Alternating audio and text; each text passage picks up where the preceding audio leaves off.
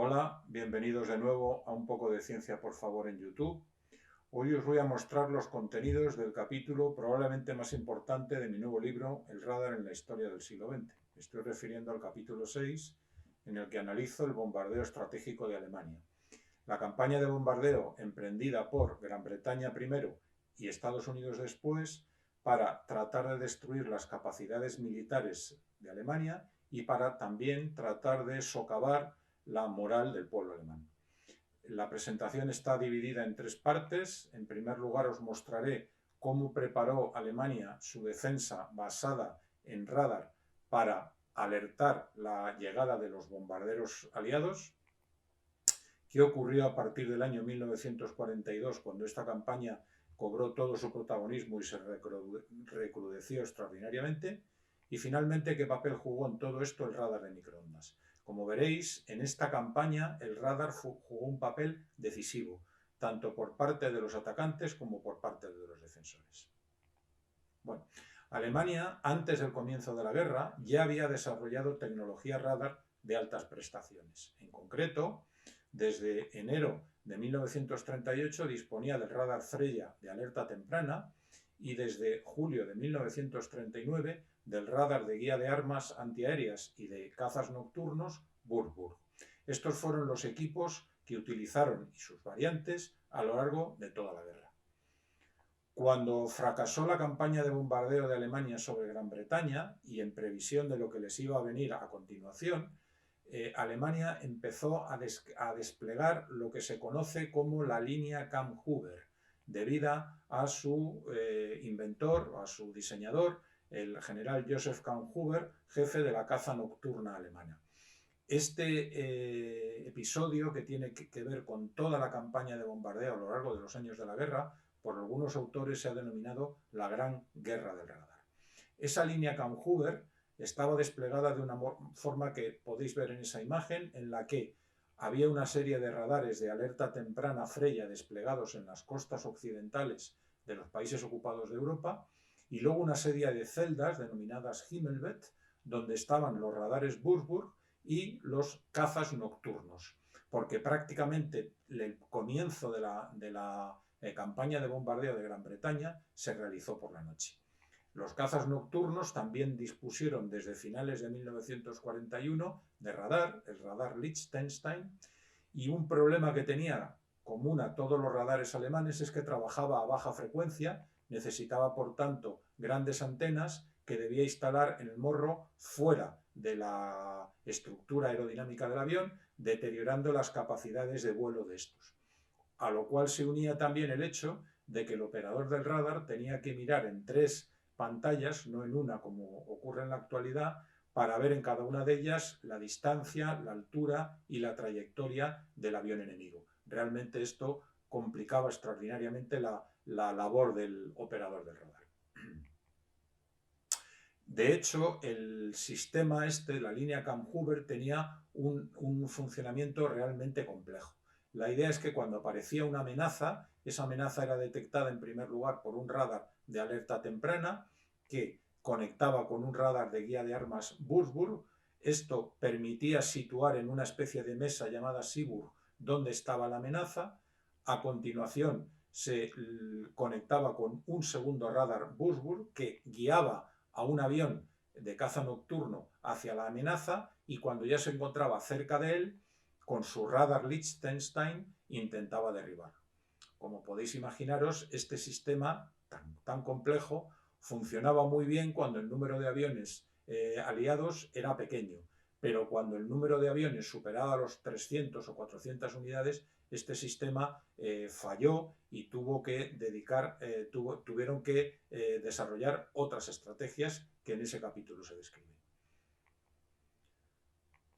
Desde el punto de vista de los atacantes, uno de los principales problemas que encontraron durante toda la guerra es que cuando querían bombardear durante el día, los cielos de Alemania estaban permanentemente cubiertos de nubes, salvo en alguna semana del verano y de la primavera. Eso hizo que el bombardeo visual, utilizando visores de bombardeo Norden, resultara absolutamente infructuoso, a pesar de la enorme cantidad de dinero invertida en el desarrollo de este visor. Más de 1.000 millones de dólares de la época, unos 17-18.000 millones de euros de la actualidad.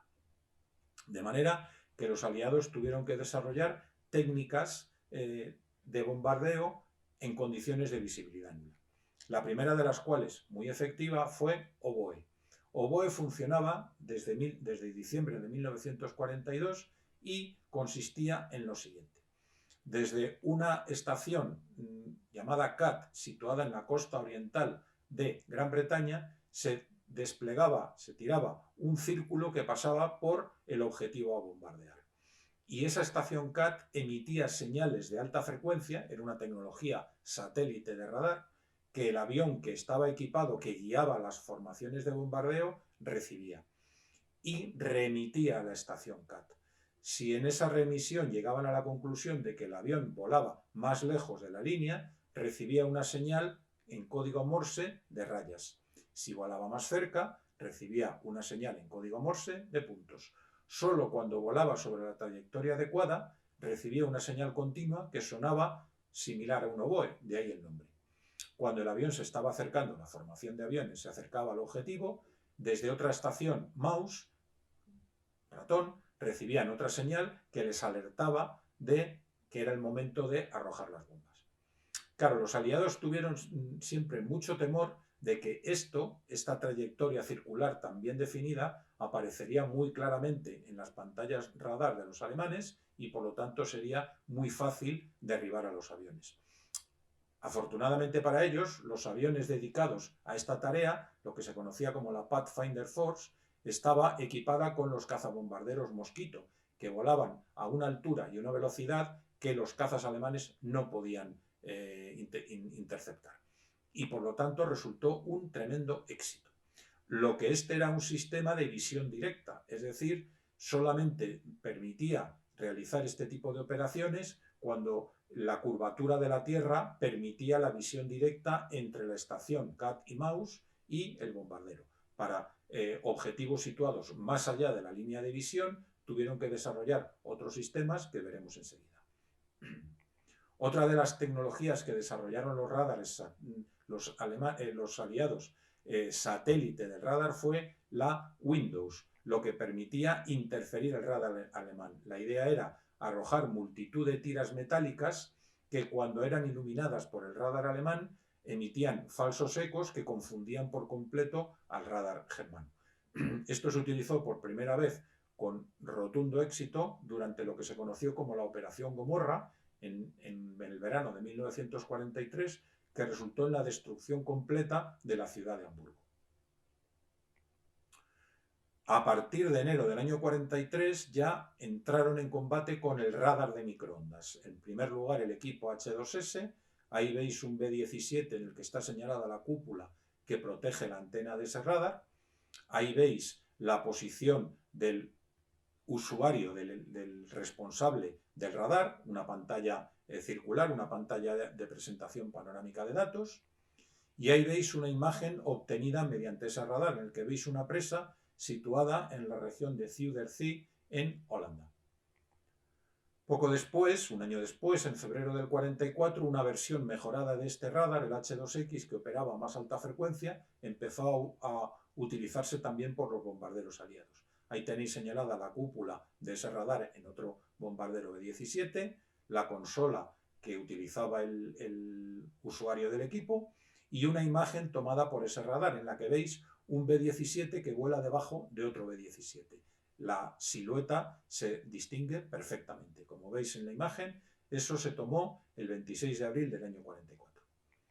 Este radar también fue utilizado por los bombarderos británicos. Ahí tenéis un Stirling donde tiene señalada la cúpula que protege su antena, y esto les permitió efectuar bombarderos sobre localizaciones muy alejadas de las costas británicas, en concreto Berlín y Dresde, que el tristemente célebre bombardeo de esa ciudad en febrero del 45, que hay que decir que desde el punto de vista de la utilización del radar fue un éxito rotundo. Vais a ver a continuación un vídeo de la época en que describe el comienzo de ese bombardeo. Veréis a los bombarderos Stirling y Lancaster con la cúpula que protege la antena del radar, y oiréis en la audición que la primera oleada se hizo a través de las nubes guiada por instrumentos, es decir, guiada por el radar. Lo veis a continuación.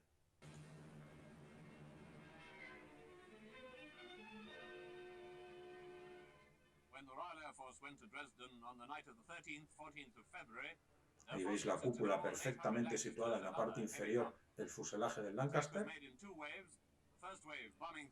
Y hay el comentario del vuelo a través de las nubes. Finalmente, ya en los últimos meses de la guerra, en enero del 45, uno de los más célebres cazabombarderos de la guerra, el Lightning, el P-38 Lightning, desarrollaron una versión de caza nocturna para proteger a los bombarderos que efectuaban bombardeos nocturnos. ¿Veis? Ahí que el operador del radar está situado en una cúpula en la parte trasera de la carlinga del avión, y esto era verdaderamente claustrofóbico porque el espacio del que disponía el operador del radar para moverse era prácticamente inexistente. Lo vais a ver en un vídeo a continuación que no tiene audición, pero veréis las enormes dificultades que pasa el operador del radar para poderse situar y para poderse enclaustrar en su espacio.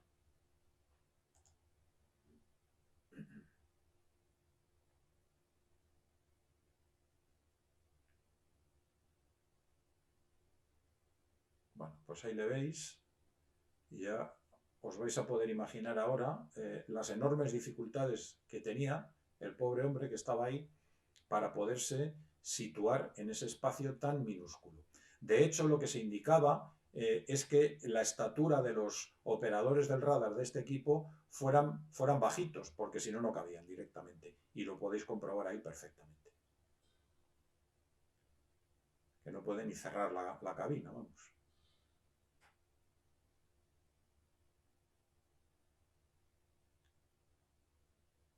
Muy bien.